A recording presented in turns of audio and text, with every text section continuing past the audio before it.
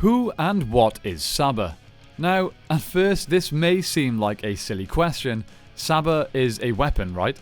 Well, no, he is completely sentient and can hold entire sensical conversations with Tommy, helping him and the other Rangers out in many different ways.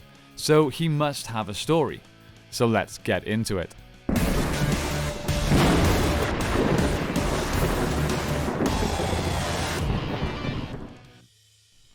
So before we start, I would like to point out that 78.3% of the viewers of this channel have not subscribed. Now that's cool if you don't enjoy the content, but if you're having a good time while you're here, if you're a fan of the content, please consider subscribing. It's totally free and takes approximately 1 second, and it really helps the channel out. Okay, thanks guys, let's get into the video. Now, let's start by looking at the powers and abilities of the sentient Saba. Of course, as I just said, he is sentient, giving him a rather large advantage over other weapons. He had complete control over the White Tiger Zord, even allowing the Zord to copy any moves that Tommy performed, making controlling it far easier for Tommy. He can also levitate, a handy power as seeing a walking sword would be super weird. Saba can also fire laser beams from his eyes, making him a projectile weapon as well as just a sword. And finally, he can be powered with both white energy and lightning, something that Tommy does on 2 occasions, once using the energy to slash a hole in a force field, and using the lightning power-up to destroy Zed's fish army. So let's talk about Saba's actual story. He is constructed by Alpha and Zordon after Tommy's previous weapon, the Dragon Dagger, was vaporized with the Mighty Morphin Green Power Rangers powers. Upon Tommy and Saba's first fight together against Nimrod the Scarlet Sentinel, after prompting from Saba, Tommy immediately summons the White Tiger Zord with the help of Saba, although it initially lacks proper control due to Saba's inexperience. After some bickering back and forth, they get their acts together and mount the Zord. After still getting overwhelmed, they then enter the cockpit, and it is here where we first see Tommy ask Saba to have the Tiger Zord replicate his moves. Jason later arrives with the Red Dragon Thunder Zord. They combine to form the Mega Tiger Zord and eventually defeat their enemy. A shaky first start for Tommy and Saba. In a later episode, Saba is stolen by Goldar during an argument with Kimberly caused by a spell cast by Rita. Rita later comes back to Earth with Saba, the latter now gagged, and uses the White Tiger Zord to fight and nearly destroy the Thunder Megazord. Fortunately, Tommy arrives just in time to retrieve Saba with a special magnet and force Rita and her minions to retreat or risk the Zords destroying them. Sadly, during the 3rd season of Mighty Morphin Power Rangers, Saba's role in the show diminishes significantly. It's mainly after the Tiger Zord has been destroyed, and he is now used by Tommy very rarely, with Saba only having 2 lines of dialogue throughout his remaining appearances. After the Mighty Morphin powers are gone and the team become the Zeo Rangers, Saba seems to be displayed in a case in the power chamber. Now, I have always hoped that this is not actually Saba, as if it is, that's pretty rough seeing as he's a sentient being. But apparently, it's an inanimate recreation of the sword. Let's hope that's true.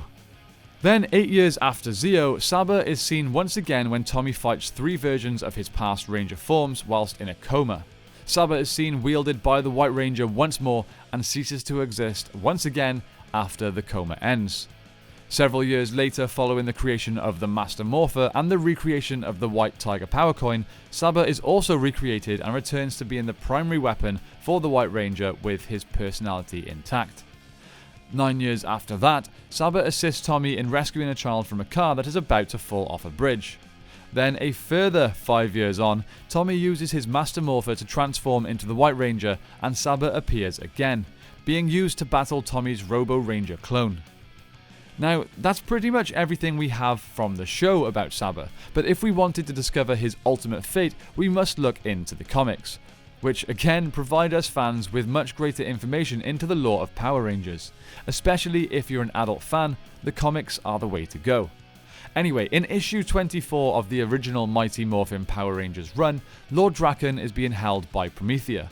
When the team, including Saba, are discussing what should be done with him, Saba chooses to try and take matters into his own hands. He gets the idea after Zordon gives Jason a bit of advice.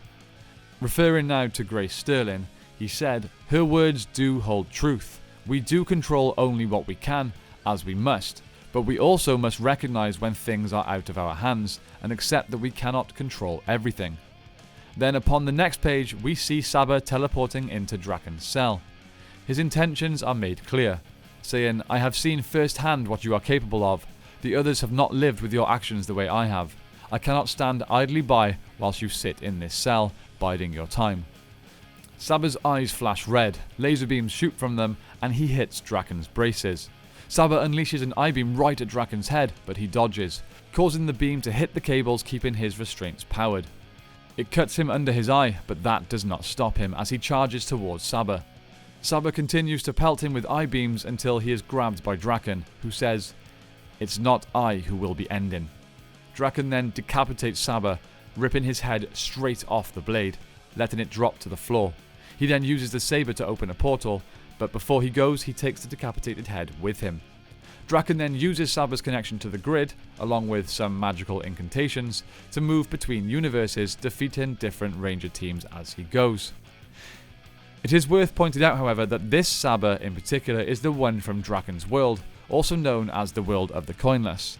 In the existing Boom Studios Power Rangers universe that we currently know, Tommy still has access to Saba as the White Ranger. So that's pretty much it for the story of Saba. He's personally my absolute favourite weapon ever from all of Power Rangers. I'm really hoping that Hasbro get their butts in gear and release a replica version very, very soon. We already have the green dragon dagger, which is pretty cool, but Saba would be way better in my opinion. Now let me know in the comments down below if you could have any weapon from any season of Power Rangers to use in your fight against evil, what would you pick? Ranged or melee, the choice is yours. Let me know and we can discuss down below. Before we go guys, I want to of course mention our friends over at Angel Grove Collectibles. If you are into collecting Power Rangers stuff, whether it be Lightning Collection figures or even older, harder to find things, you can most likely find them over at angelgrovecollectibles.com. If you do head over, use the code 6thRanger10 for 10% off your order.